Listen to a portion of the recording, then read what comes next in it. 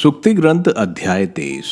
यदि तुम किसी शासक के यहाँ भोजन करते हो तो ध्यान रखो कि तुम्हारे सामने कौन बैठा है। यदि तुम्हें पेटूपन की लत हो तो अपने संयम में रखो। उसके स्वादिष्ट व्यंजनों का लालच मत करो, क्योंकि वह धोखे का भोजन है। धनी बनने के लिए परिश्रम मत करो, यह विचार अपने मन से निकाल दो। तुम धन पर आंख लगाते हो तो वह लुप्त हो जाता है, क्योंकि उसके पंख निकल जाते हैं और वह गरुड़ की तरह आकाश की ओर उड़ जाता है। कंजूस के यहाँ भोजन मत करो, उसके स्वादिष्ट व्यंजनों का लालच मत करो, क्योंकि वह वैसा ही है जैसे मन में सोच रहा है।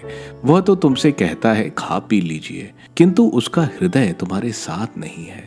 तुमने जो भोजन खाया उसे उगल दोगे और कंजूस से कही हुई मीठी बातें व्यर्थ होंगी। मूर्ख को संबोधित मत करो, वह तुम्हारी ज्ञान की बातों का तिरस्कार करेगा। खेत का पुराना सीमा पत्थर मत हटाओ और अनाथों के खेत पर पैर मत रखो, क्योंकि उनका उद्धारक समर्थ है। वह तुम्हारे विरुद्ध उनका पक्ष लेगा। शिक्षा में मन लगाओ, ज्ञानियों की बात को कान लगाकर सुनो। युवक को दंड देने से मत हिचको।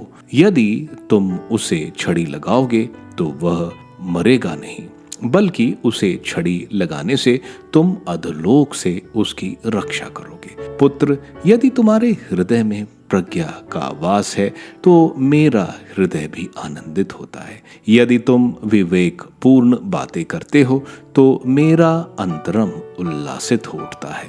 अपने हृदय में पापियों से ईर्ष्या मत करो, बल्कि दिन भर प्रभु पर श्रद्धा रखो। इस प्रकार तुम्हारा भविष्य सुरक्षित है और तुम्हारी आशा व्यर्थ नहीं जाएगी। पुत्र सुनो, प्रज्ञ बनो और सन्मार्ग पर सीधे आगे बढ़ो। शराबियों की संगति मत करो और ना उन लोगों की जो मांस बहुत खाते हैं, क्योंकि शराबी और पेटू दरिद्र हो जाते हैं। उन्नीदापन उन्हें चिथड़े पहनाता है। अपने माता पिता, अपने जन्मदाता की बात सुनो और अपना बूढ़ी माता का तिरस्कार मत करो। सत्य खरीदो, उसका सौदा मत करो। प्रज्ञा, अनुशासन और समझदारी खरीदो। धर्मी के पिता को आनंद होगा, बुद्धिमान का जन्मदाता उस पर प्रसन्न होगा। तुम्हारे माता पिता तुम्हारे कारण आनंद मनाएंगे और तुम्हारी जननी उल्लासित होगी। पुत्र, मेरी बातों पर ध्यान दो, तुम्हारी आंख मेरे आचरण पर टिकी हुई है। वेश्या गहरा गड्ढा है और परस्त्री सकरा कुआं। वह डाकू की तरह घाट में बैठती है और बहुत से पुरुषों को व्यभिचारी बना लेती है।